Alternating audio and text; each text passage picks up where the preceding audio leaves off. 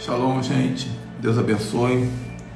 Gente, eu vou convidar aqui o pastor Aguinaldo. O pastor Aguinaldo é um homem que eu tenho acompanhado o trabalho dele através do Instagram, e ele fala de uma maneira muito clara, objetiva, madura e profunda sobre vários assuntos que nós gostamos de falar aqui, como portais, altares, maldições, guerra espiritual. E hoje ele vai falar conosco um pouquinho aqui sobre o que o Espírito de Deus tem colocado no coração dele para esse tempo. E eu quero que vocês recebam com muita alegria esse irmão. Vamos aproveitar bastante o tempo, tá bom? Fiquem aqui, porque eu não sei se eu vou deixar essa live salva. Não sei mesmo. Então você vai ter a chance agora de receber bastante da presença de Deus, porque eu já estou sentindo Deus aqui. Há um mover profético aqui, muito forte. Shalom, meu querido. Shalom, apóstolo. Olha aí, que maravilha. Estamos juntos, viu? Deixa eu ver aqui como é que tá.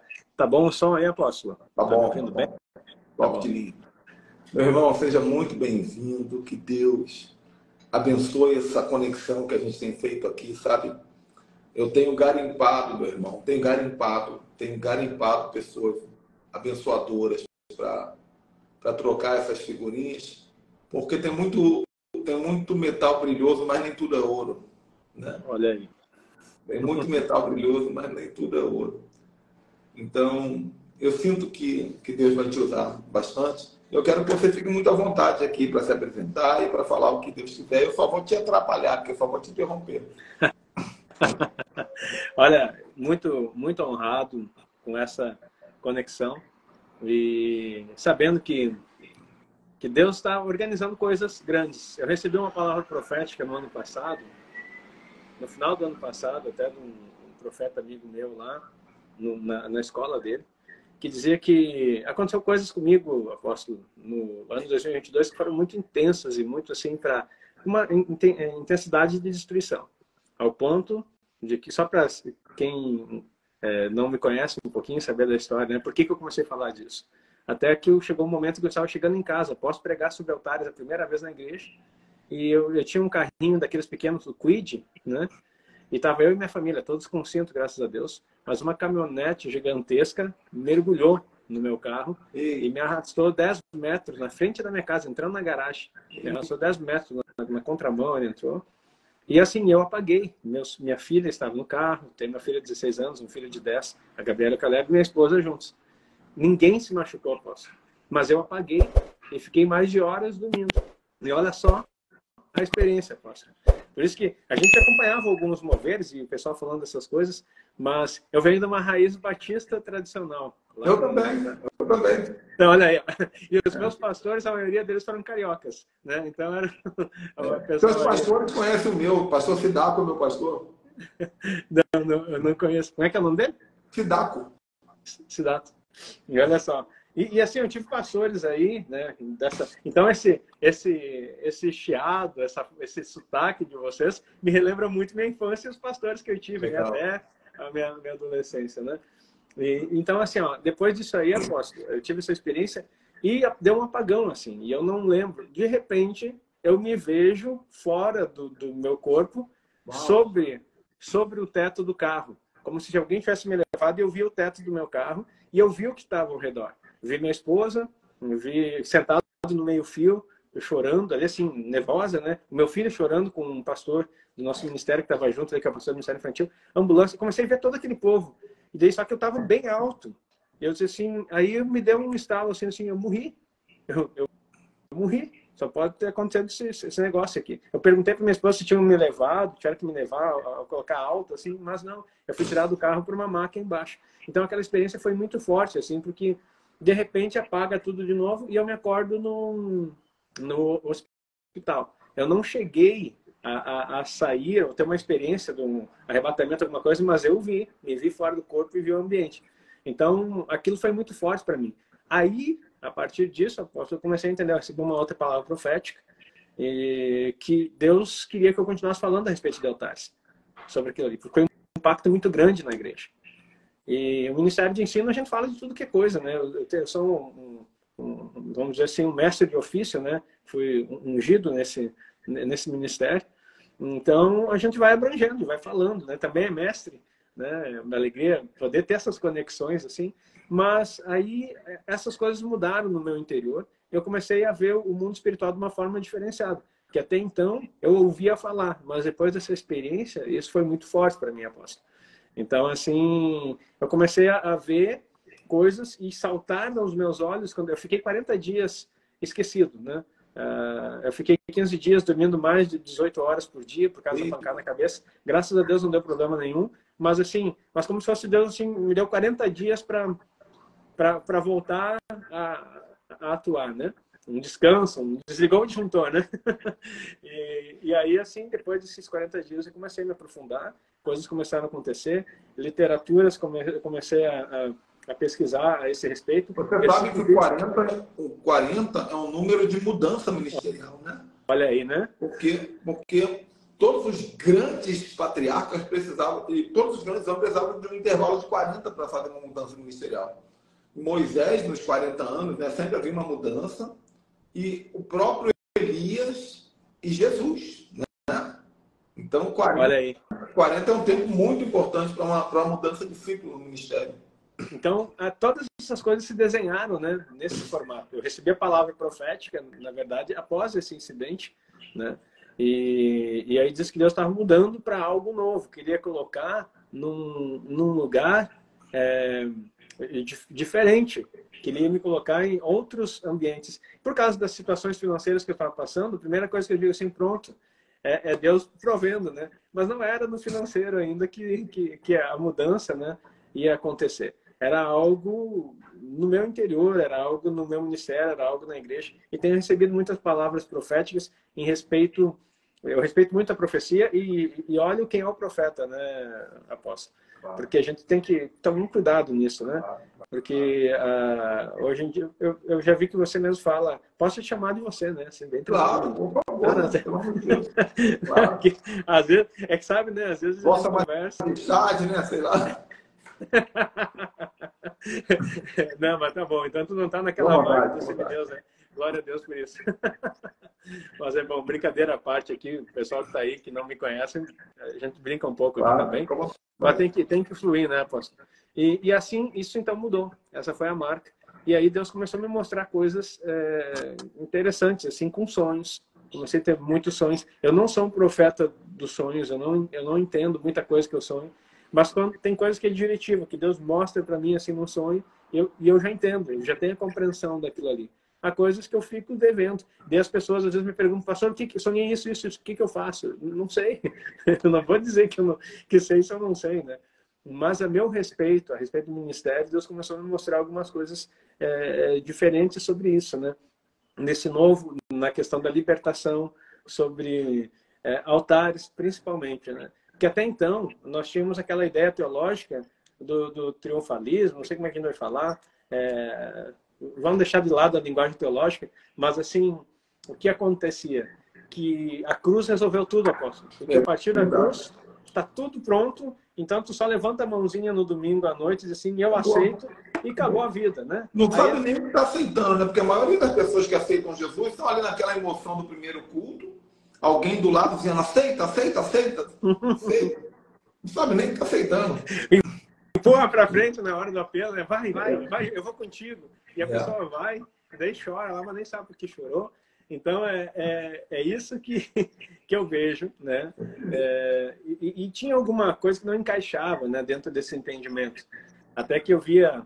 eu fui ensinado numa vertente tradicional, que maldições hereditárias não existiam e tudo mais. Então, gera um grande conflito. Eu tenho um amigo, um apóstolo, em que ele fala assim, ó, o teu problema, Agnaldo, ele é carioca também. Ele está no apóstolo Wagner, no meu apóstolo. E daí... da região sul aqui. E ele fala assim, o problema é tirar de você toda essa capa batista que te revestiu, né? Dá mais trabalho do que evangelizar um novo. Eu disse assim, que é tanta tradição, né? Isso anos atrás, quando nós conversávamos, né? A esse respeito. Então, a gente tem muitas limitações pela denominação, né? E nenhuma forma é ingratidão, pelo contrário. Sou muito feliz pelo tudo que aprendi e recebi, né? o amor pela palavra e tudo mais que vem dessa vertente. Mas o aspecto assim de limitar muita coisa e dizer assim, onde é que está escrito? Onde é que está escrito? E o detalhe é que Deus respeita até esse lado da gente ser pesquisador da palavra, né? Porque agora eu não pergunto mais onde é que está escrito, porque Deus me faz saltar um versículo que eu nunca tinha visto que estava escrito aquilo ali e que todo mundo já leu, já passou e disse assim, poxa, mas da onde está saindo esse negócio? Então, assim, ó, Deus traz o que a gente chama, né, que é o Espírito, né, por trás da letra. E aí ele começa a revelar isso aí. Amém. Glória a Deus. Mas fala um pouco dessa questão dos altares aí, dos portais. Eu vi você falando sobre portais. Você sabe que eu mexo com portais há muitos anos, com altares. Eu já fiz ato profético nesse país todo, sozinho. Mas definição, como eu vi você falando, eu achei muito legal, porque você tem uma graça para falar que faz a gente entender muita coisa que a gente faz, às vezes, sem entender a potência que a gente está mexendo, entendeu? Agora, olha só, isso aqui, agora sim tô falando isso aqui, pegou me dá assim, quando me dá um gelo assim na nuca, é uma das formas que eu sinto a presença de Deus, né? Porque olha o que acontece, né? Às vezes, a gente tenta ser, apóstolo, o que o outro é, para tentar ser aceito, para tentar agradar a igreja. E a gente é aquilo que Deus nos fez para ser. Uau. Olha só, você falou uma frase que impactou aqui, que tocou meu espírito. Eu fiz um monte de coisa há anos que eu estou fazendo, mas eu não sei como é que eu faço. Porque Deus colocou em mim essa graça de fazer. Portais, altares. Agora, para mim, Deus me deu uma graça de olhar e identificar na palavra e conseguir fazer definições disso. Porque o meu ministério é ensinar para que as pessoas não façam as coisas, eu não estou criticando de uma forma, mas explicando, para que saiba, não fazer um método, mas para que a pessoa possa dizer assim, é assim que funciona, é dessa forma que as coisas se constroem. Porque muitas vezes, e o apóstolo deve ter tido essa experiência, eu já orei por pessoas que foram curadas, aconteceu várias vezes isso, mas eu nunca entendi como é que isso funcionava. De repente, eu acessava a chave lá do portal da cura, aconteceu, depois ficava dezenas de vezes tentando e tu não... Como é que eu entro de novo nisso? O que eu fiz de certo? O que eu fiz de errado? Como é que eu entro de novo nisso aí? Então, é mais ou menos assim. E a graça está nisso, de a gente perceber que eu preciso de você, né? Como um profeta, como um apóstolo que entra nos lugares, que marca territórios, que faz essa... E eu não posso entrar numa dimensão aonde eu não fui autorizado a estar. É verdade. Porque... Assim como eu vejo algumas coisas aí que você tem, eu gosto muito dos símbolos proféticos, né? Eu já puxei alguns aqui também, que eu tenho minha veia, eu digo para a igreja, né? Hoje eu estou na minha veia mais atacado no profético, eu tenho meu chofar também, né? Eu tenho esse aqui pequenininho, eu tenho dois grandes também lá. Se eu puxar tudo que tem aqui, não vai caber na tela, né? Pois é. Então, assim, não, mas eu só colocando ele bem pegado aqui, ó. Olha aí, ó. A tua é bonitona, a minha é mais... Essa aqui é de verdade. Um pouco, ó. É tipo essa aqui. Eu acho que é igual, ó. Espera aí. Vamos ver. Tipo essa aqui, né? Ei, olha aí, ó. Mas...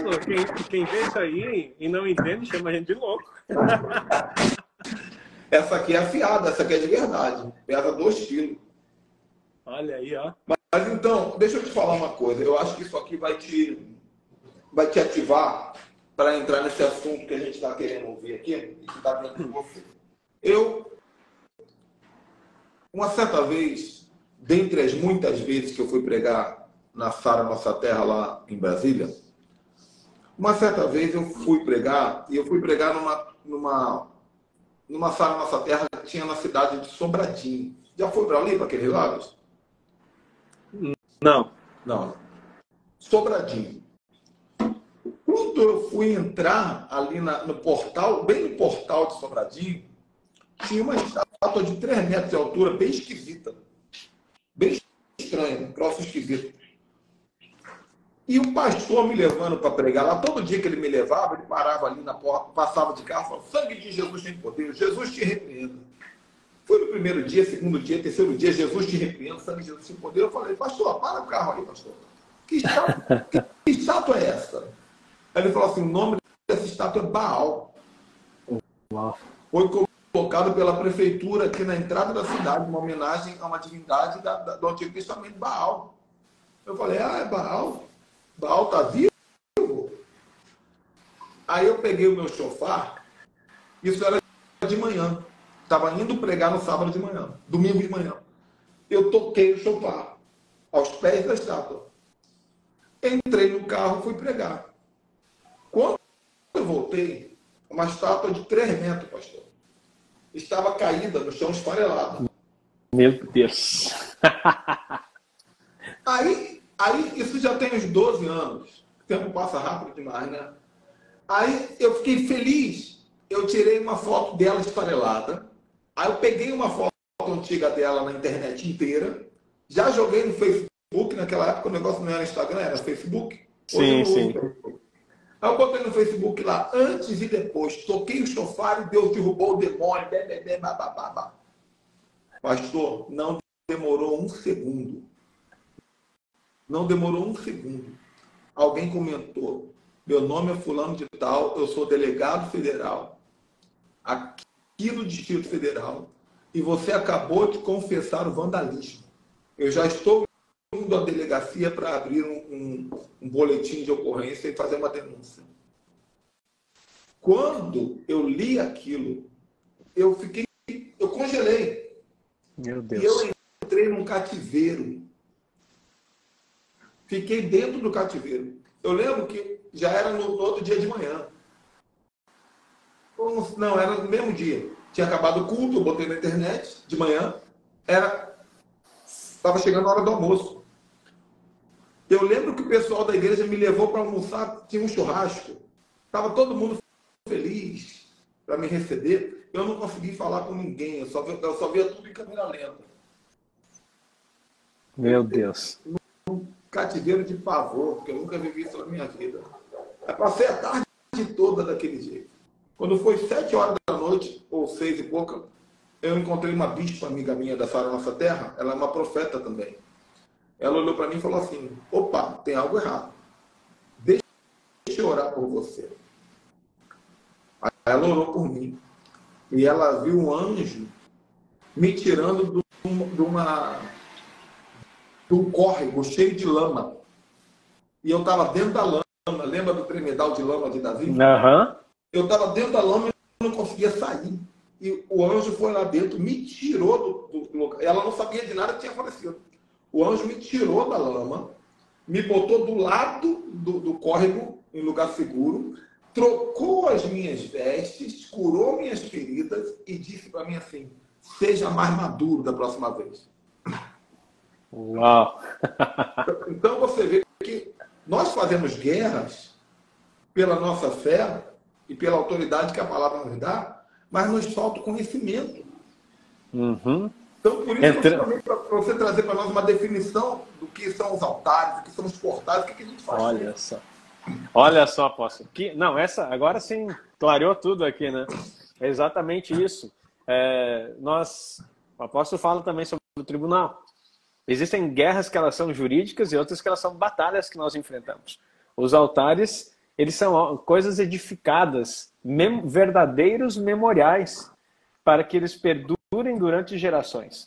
É essa a ideia do altar. Você edifica um altar e daí você está colocando isso, e você vai lembrar que em Israel, vários momentos, falava a respeito de um altar, ou uma coluna, que é um símbolo de um altar também, e assim, está lá até os dias de hoje.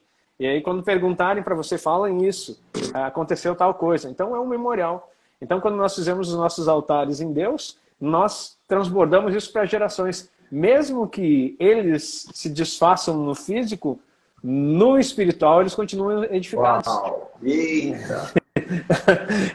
Mesmo que se desfaça no físico, no espiritual eles continuam edificados. E é por isso que essas batalhas não podem ser ganhas simplesmente com... Às vezes o povo acha que a gente é um tipo de feiticeiro, mágico, sei lá, que vai botar a mão na cabeça e vai resolver. Pois não é assim que as coisas acontecem. Tem algo que foi edificado lá atrás e que pode ter caído até já, o monumento. Mas e saber? Isso foi arrancado do mundo espiritual, foi desfeito, porque no mundo espiritual a gente entra com as armas do Espírito e não com as armas que nós temos. O que Paulo fala, né? Que as armas das nossas milícias não são carnais, mas poderosas em Deus para destruir fortaleza. Depois que eu descobri que tem escudo, que tem espada, que o chofar faz Olha, eu ativei meu profético aqui e não estou preocupado com os outros, estou preocupado com a minha vida. Eu preciso entrar nas armas, né, que o Senhor me deu para fundamentar isso. Então, isso é muito claro dentro da ideia. E o mais triste é que um altar, ele sempre envolve sangue, né? Ele sempre tem uma consagração de sangue. Todo altar envolve sangue. E nem que não seja... Alguma pessoa vai dizer assim, mas não foi sacrificado nada em cima. A pessoa precisa entender que o próprio esforço que nós fizemos envolve a nossa energia envolve a nossa vida, e a vida envolve sangue. Então, aquilo que nós oferecemos como vida, o meu tempo que eu estou entregando aqui nesse momento, para nós termos essa conexão, e tudo como um culto a Deus, é meu tempo. É sangue, é suor, é a gordura que eu tô, a minha energia que eu estou dispensando.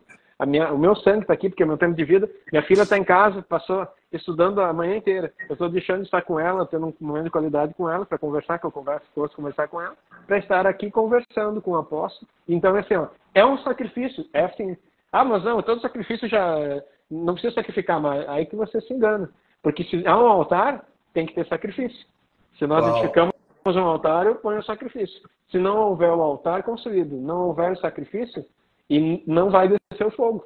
Agora, quando nós fizemos o altar, nós colocamos o sacrifício. Hoje aqui, nossas vidas é o sacrifício do Senhor, que está sendo um aroma suave, e todo mundo que está chegando aqui vai poder sentir esse aroma também, porque no mundo espiritual as coisas têm cor, têm cheiro, tem frequência, tem energia, tem todas essas coisas que não falam na Bíblia, né, diretamente, mas está implícito ali. Somos para Deus o bom perfume de Cristo. Agora, nessa tarde, nesse portal das 15 horas, está exalando um perfume de Cristo. Que quem entrar nessa live, apóstolo, e aqueles que vão estar ouvindo, mesmo que seja depois ficar gravado ou não, ou quem está aqui na presença vai saber. Mas mais importante do que as pessoas que vão sentir o aroma é o mundo espiritual. Isso aqui é um altar que nós estamos edificando e vai perpetuar. É um memorial nessa tarde. Um dia, vamos dizer assim, teve 2 homens de Deus que sentaram juntos e falaram das coisas espirituais. Marca o dia, marca a hora. E o mais importante, sabe o que mais me agradou essa live? Por causa que, assim, às 6 horas, assim, meu Deus, é o meu portal preferido, o portal das 15 horas. E assim, tanta coisa que aconteceu na Bíblia às 15 horas. Inclusive, Jesus entregou o seu Espírito, uma entrega total. Vai estar consumado às 15 horas. E aí, assim, e ali cessou. Então, posso falar um pouquinho sobre esses horários, esses altares que me fascinam? Então, assim, sempre que Deus moveu algo grande na história, teve um horário marcado. Mas a gente assim, não, mas pode ser qualquer horário, a gente pode buscar o Senhor em qualquer momento. Exatamente, em qualquer momento. Mas ele colocou 8 portais. Um altar abre um portal. O portal se abriu às 15 porque Jesus era o sacrifício, era a cruz, era o altar. Então, e os santos foram as coisas que aconteceram ali. Às 15 horas, também houve outro momento importantíssimo. Pedro e João estavam subindo ao templo, que era a hora da oração, a hora nona, 15 horas. E se abre um portal onde aquele coxo entra por ele, conhece o Senhor e é curado da sua invalidez, entra no templo glorificando ao Senhor. 15 horas. Então a gente tem que prestar atenção nessas coisas.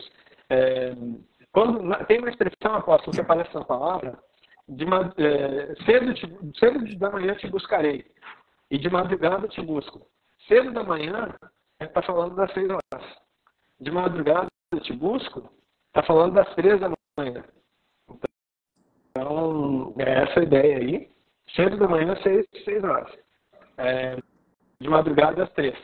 E aí, só para falar que isso aqui, eu estou escrevendo um livro sobre isso. Muito em breve eu vou colocar. Eu vou dar uma palhinha aqui, posso já compartilhar com um amigo aí, já posso me chamar de amigo, porque já me identifiquei espiritualmente. Amém. Também. Então, assim, a nossa amizade não está em coisas carnais aqui, mas nas coisas espirituais que nós conectamos.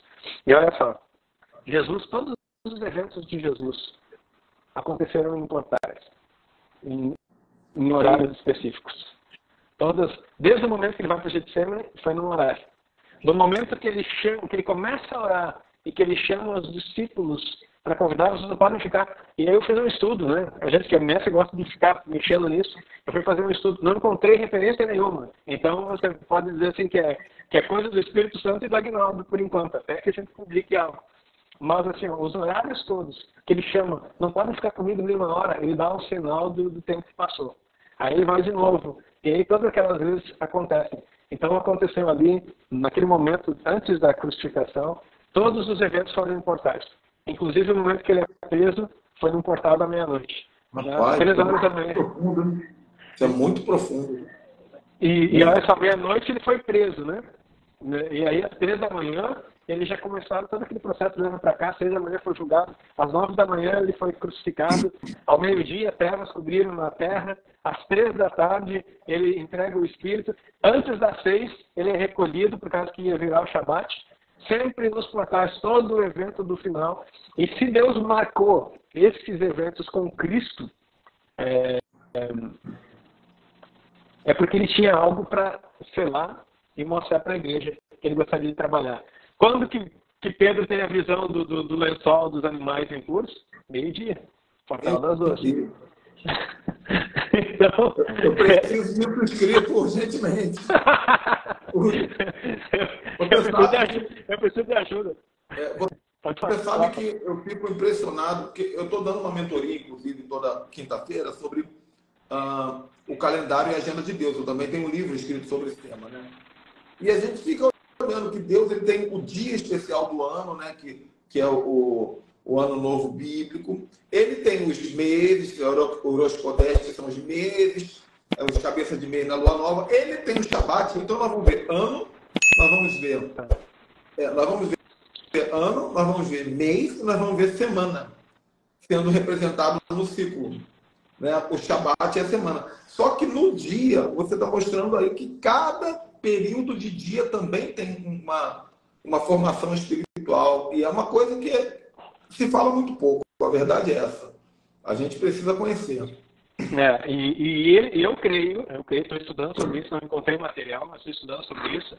Vi que o apóstolo também tem um livro muito interessante. Eu estou com esse aqui, estudo esse aqui, A Luz das Letras do Alfabeto Hebraico. Tá. Tem um livro aí para mostrar, apóstolo? Por favor. Tem. O meu é novo, meu último livro, né? Isso. Já estou ligado. Vou te mandar um de presente, ó. Esse aqui é os portais do Alice Bates, que eu falo das 22 letras hebraicas. Uhum.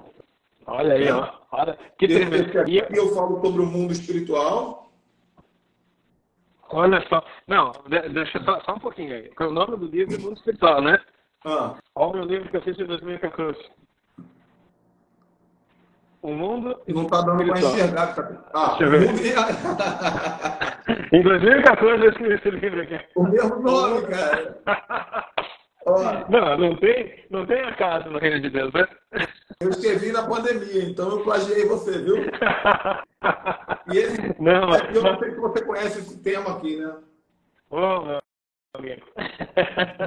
Eu quero comprar um martelinho desse aí. Tem um Mário? Olha aí, ó. Aqui não falta nada, irmão. Aqui eu sou crítico ao extremo. Mas então, continua falando aí essa questão dos horários, né? Então, e aí, assim, eles também abrem portais. E o interessante, alguém perguntou aí se o sotaque era gaúcho. Eu sou gaúcho, acho que eu nem me apresentei. Estou tão emocionado de estar conversando aqui. Estou do Rio Grande do Sul, tchê. Então tem um carioca e um gaúcho aí. Olha aí. Mas é carioca mesmo? Do Rio? Nascido no Rio de Janeiro. Nossa, então senão é Fluminense, né? Se tu chama um Fluminense de carioca, às vezes não gosta. Não sou carioca, não. Eu dei o pessoal que do Rio diz carioca da gema, né? Carioca da gema. É dos meus pastores que eu aprendi isso aí. Mas então, olha só, a respeito dos horários, apóstolo, isso é muito importante, porque em cada momento os horários estão ali, de 3 em 3 horas, começando às 6 da manhã, às 18 horas, né, que é a viração do dia. Então, de 3 em 3 horas se abre um portal. Quando Deus fala a respeito de que ele procurou alguém na brecha, que intercedesse pela cidade e não encontrou ninguém, ele está usando um sentido simbólico. Te constituir por atalaia. Atalaia, eu fui militar um tempo. O atalaia, ele é alguém que entra de vigilância, ele está de vigia num determinado momento. Quando Deus fala que está buscando alguém que cobrisse a brecha, ele está falando, eu estou procurando alguém que intercedesse nos portais para essa cidade, mas eu não encontrei ninguém. No ambiente, no local que eu coloquei, e tem gente que diz assim, não, isso aí é religiosidade, isso é uma frase que eu não gosto que o pessoal fala, né? Eu perdoo a ignorância de muita gente nesse aspecto. Isso é coisa do Antigo Testamento, como se o Antigo Testamento estivesse desconectado do Novo. Então, esse é um outro assunto que a gente pode conversar um outro dia, né? Mas tudo bem.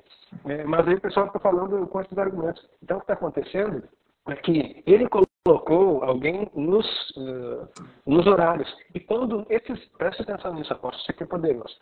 Quando os portais do dia não estão ocupados por um homem de Deus, está livre para Satanás entrar e fazer tudo que ele quer. Eita, Porque o mesmo portal, apóstolo, é o que... Não existe dois mundos espirituais. Você escreveu um livro sobre isso, então nós vamos concordar. O mundo espiritual é um só. Então, quem usa... Satanás não cria nada, ele só copia. Ele não pode criar um portal, ele não tem esse poder. Ele precisa usar aqueles que estão disponíveis.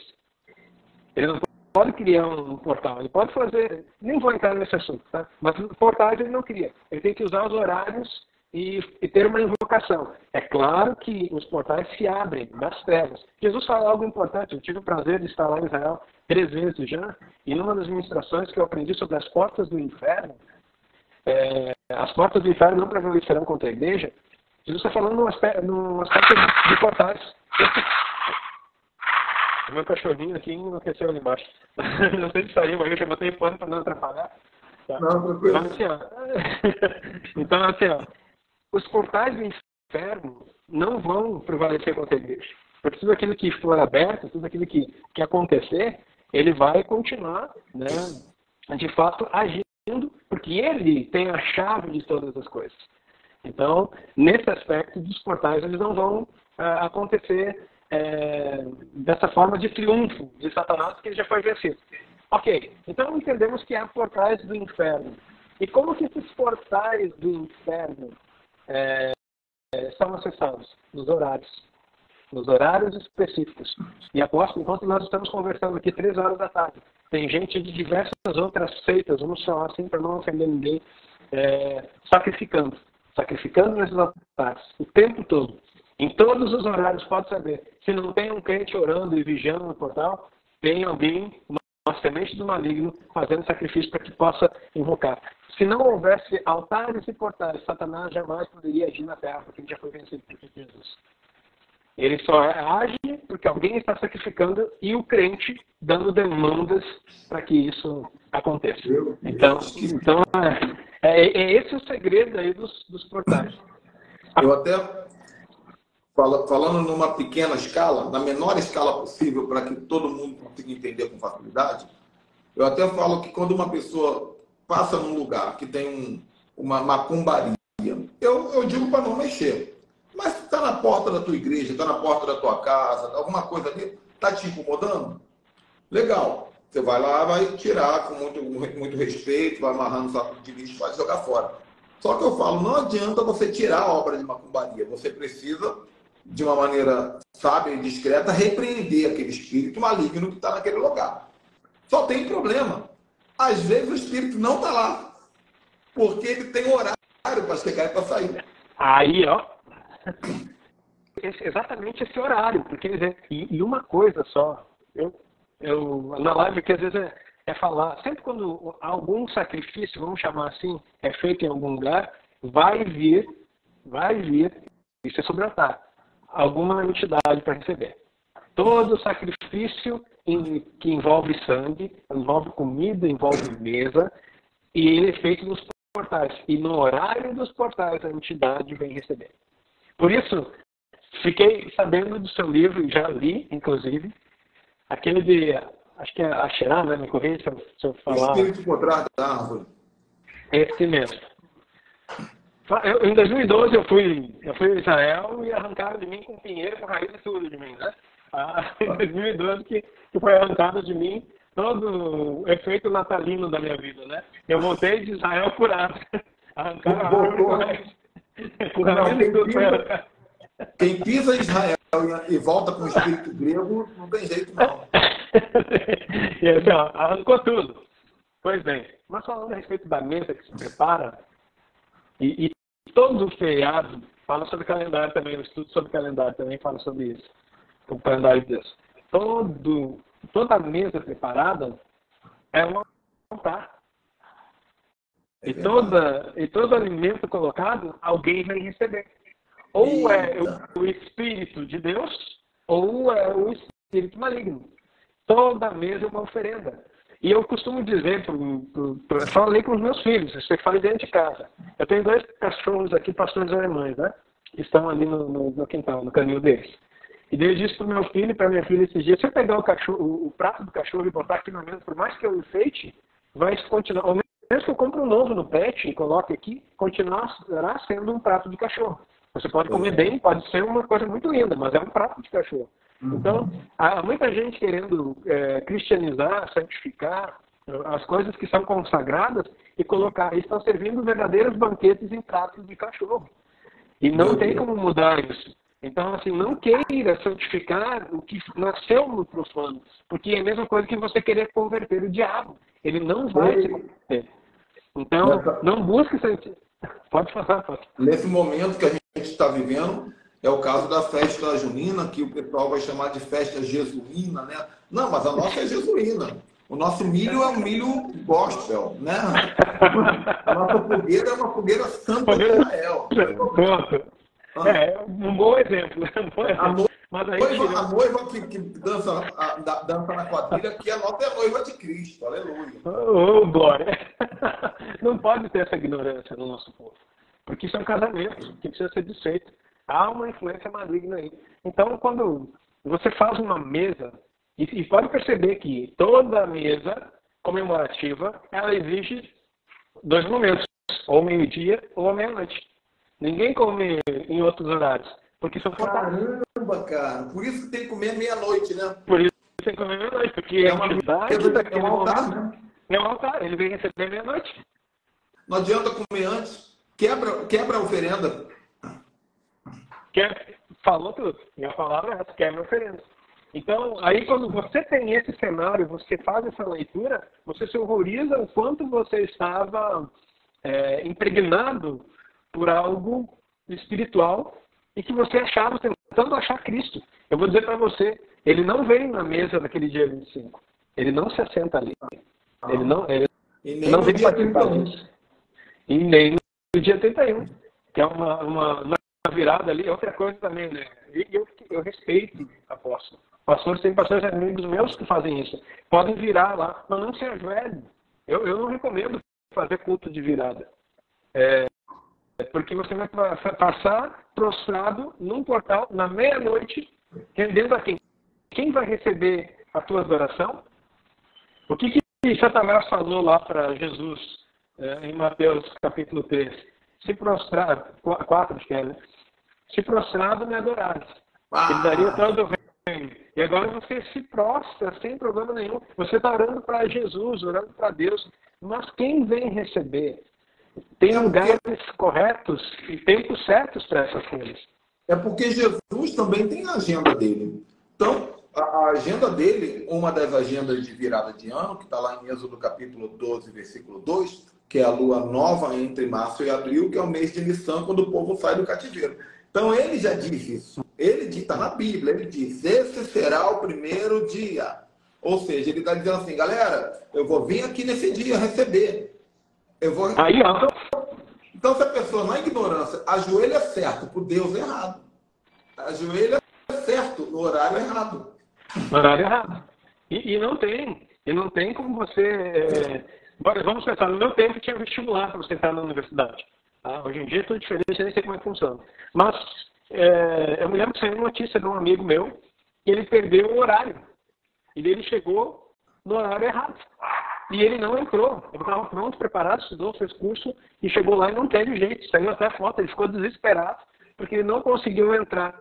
Saiu no jornal, né? Tinha sempre naquela época que o jornal estava tirando foto. Um jovem chega atrasado. Ele chegou só 1 hora atrasado, né? Eu não sei, acho que tinha mudado o horário, alguma coisa, não me lembro o que se confundiu. E ele chegou 1 hora atrasado. Pensa no desespero desse jovem. Então, o que eu quero dizer assim, ó, tem um portal certo, e Mateus 25 vai falar exatamente desse portal. À meia-noite ouviu-se um clamor. E depois quem chegou depois, fica para fora. Tem um momento certo do encontro, tem um momento certo das coisas que o Senhor quer fazer. E eu acho que isso é muito válido mencionar aqui, apóstolo, nessa tarde, que não se trata aqui de religião, de ficar dizendo que é certo ou errado. E aí há pouco tempo falei na minha igreja aqui a respeito do... Essa fala aqui pode... Estou na sua live, mas pode ser que seja meio duro aí. Se posso falar, a respeito mais um altar. Né? Por exemplo, o Dia das Mães, né?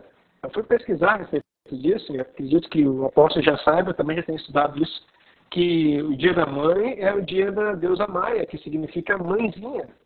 A palavra Maia significa mãezinha. Então, assim, olha aí, o Dia das Mães, você pode celebrar o Dia das Mães, e eu fiz até o ano passado, porque eu não sabia. Só que agora, assim, eu vou lá, sentar, reunir. Eu sei que eu falei isso, deu um impacto muito grande, porque eu tenho uma igreja aqui também, presencial, né, que eu cuido, e às vezes as pessoas dizem, pastor, porque o pessoal escutou aquela coisa assim, não esteja com o tamanho nesse dia. Ele não escutou o que eu falei anterior, né, ter cuidado. Existe um espírito que sempre vem roubar nas comemorações as coisas que Deus preparou para nós. Então, entre no calendário certo. Você está falando aí que o Dia das Mães é uma homenagem a Maia Maestas, e eu não sabia. Só que olha que coisa de louco. Você já deve saber, né? É justamente no mês de maio, que é o maio. Primeiro dia até o dia 15.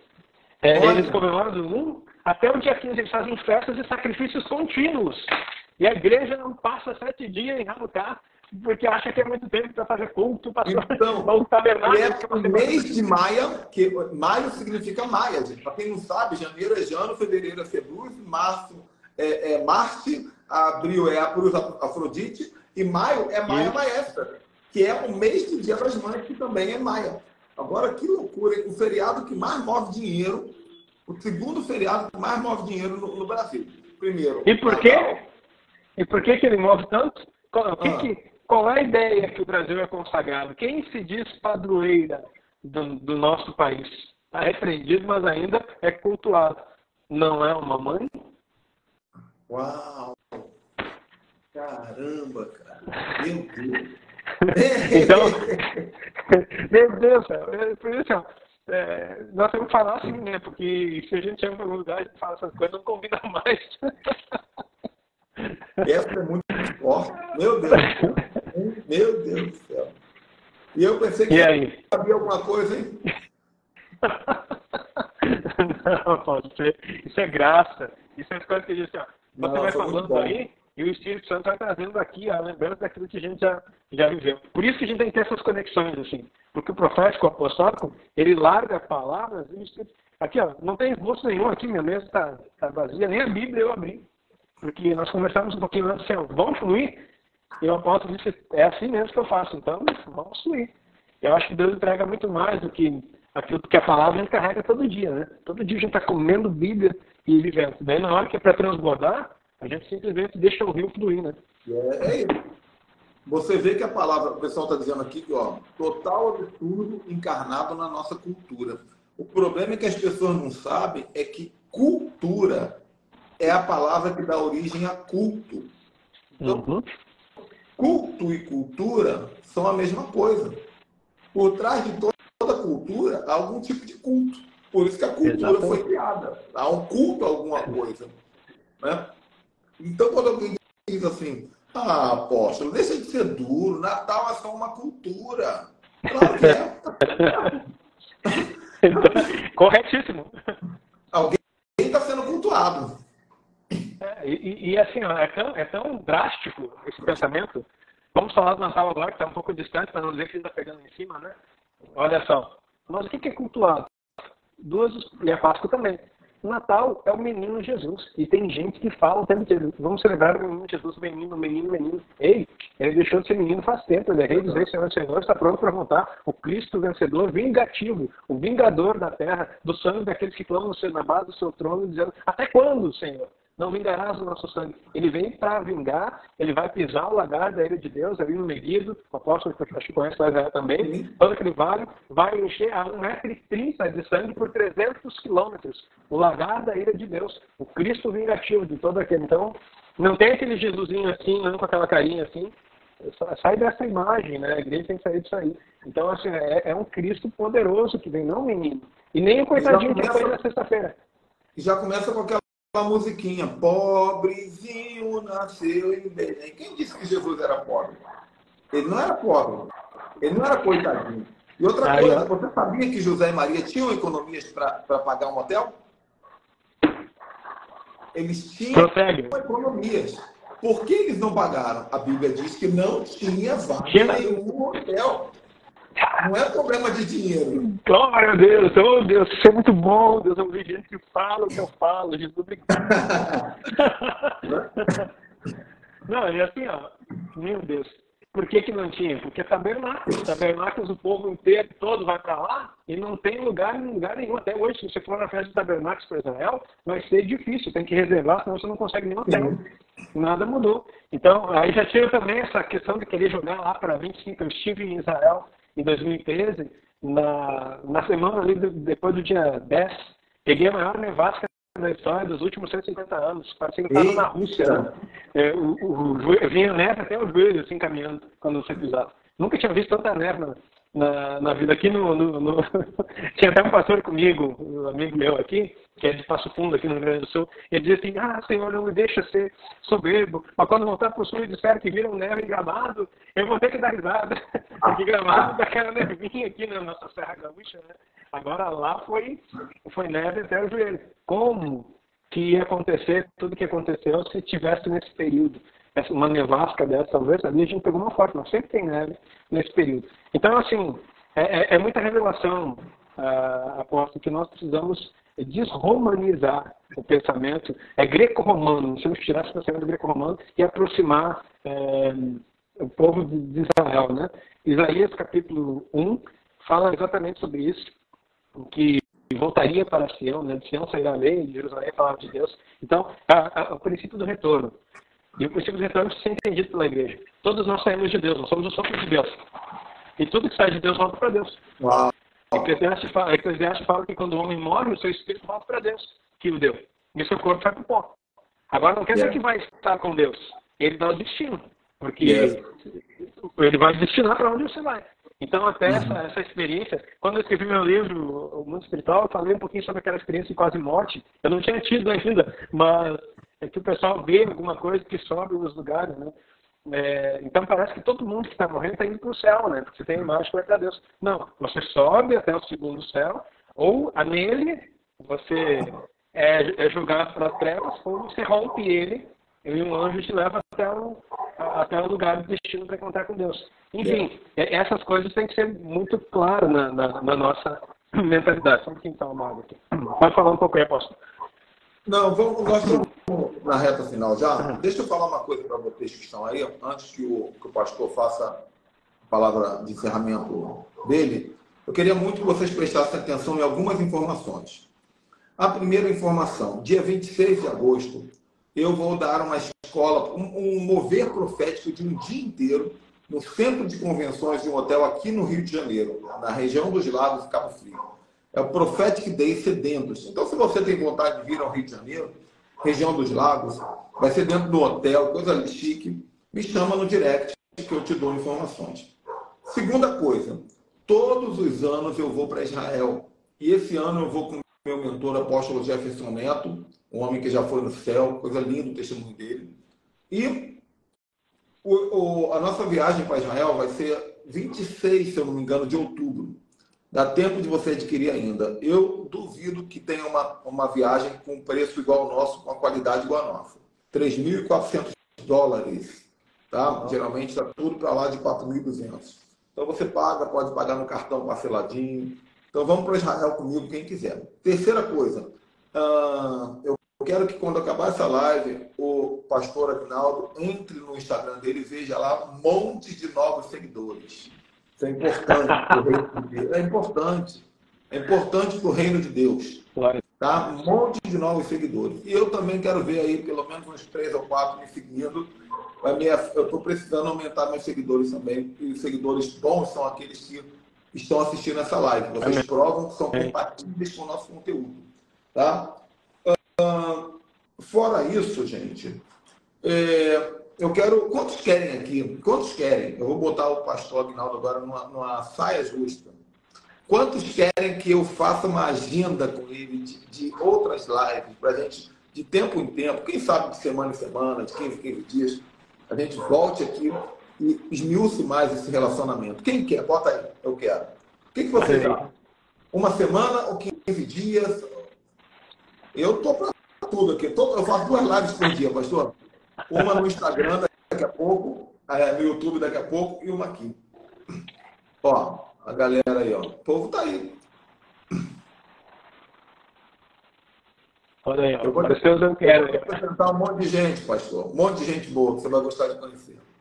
Glória a Deus. Um monte de gente. Então cabe ao pastor aí, ele vai ver direitinho lá na agenda dele, para a gente organizar isso. Fazer uma agenda de live, eu já divulgo todas elas, porque tem muito para a gente amadurecer e treinar vocês. Porque essas coisas não ensinam. Sabe o que acontece, pastor? Essas coisas não ensinam. Aí, quando o povo vê isso na live, eles ficam desesperados. E nosso papel é entregar. Mas fala aí, meu pastor. Muitas coisas que a gente fala aqui. A primeira, o hater ele é inestável, né? O hater crente, né? Isso que mais me choca. Ele chamar de herege, né? Tudo aquilo que você não compreende, é mais fácil chamar de heresia do que mudar a cabeça, né? Então, quando você lê Paulo, lembre de chamar ele de herege, porque ele mandou você transformar sua mente, né? Então, tudo bem. Romanos 2, verso 2. Então, não se muda a mentalidade. Então, as coisas de Deus são assim, eu estou aprendendo a cada dia, a cada momento. Não tenho nenhum compromisso com o engano, nem com o erro. O Satanás não tem nada dele em mim e ele não tem nada de mim nele. Então, essa frase, eu acho uma das frases muito lindas que Jesus fala. Fala, para chegar no Cristo desse mundo, ele não tem nada em mim, eu não tenho nada nele. Então, vamos sair daqui. Ou seja, não tem que estar pondo o espaço que ele está aqui. O meu espaço é garantido com o Senhor. Eu acho que isso é importante de a gente ressaltar aqui, finalizando esse momento tão precioso, apóstolo. Muito obrigado mesmo. Estou me sentindo honrado e eu digo assim, ó, alegre, porque eu tenho orado, eu tinha falado contigo assim, para que Deus conectasse pessoas que não fiquem me chamando de herege, mas que entendam o que Deus tem me entregado e que possam ver e entender. Sabe o que é o lindo do profético? Eu costumo dizer, profeta não é aquele que vê o teu futuro ou entende o teu passado, mas é aquele que consegue ver tesouros em vasos de barro. Ele consegue olhar lá dentro e dizer assim, não, aí tem coisa de Deus. Então, respeite o seu profético, porque no seu olhar, e você falou sobre ser criterioso, não por a minha pessoa, mas porque o Espírito Santo está lhe fazendo ver que há tesouros em vasos de barro nesse Brasil. Homens que vão falar das coisas que o céu está comunicando e não do que a mídia está precisando, do que o povo está pedindo. Então, eu acho que é isso. Eu encerro minha fala. Grato por esse tempo aqui. A cada um de vocês que esteve conosco aí. Amém, gente. Então, eu também te agradeço, meu amigo. Estou muito feliz. Olha que bate-papo gostoso. Estou me sentindo tomando um café com você e não vai faltar oportunidade. De vez em quando eu vou aqui no Brasil, a gente se encontra. Deus abençoe a todos. Boa tarde. Tchau, tchau.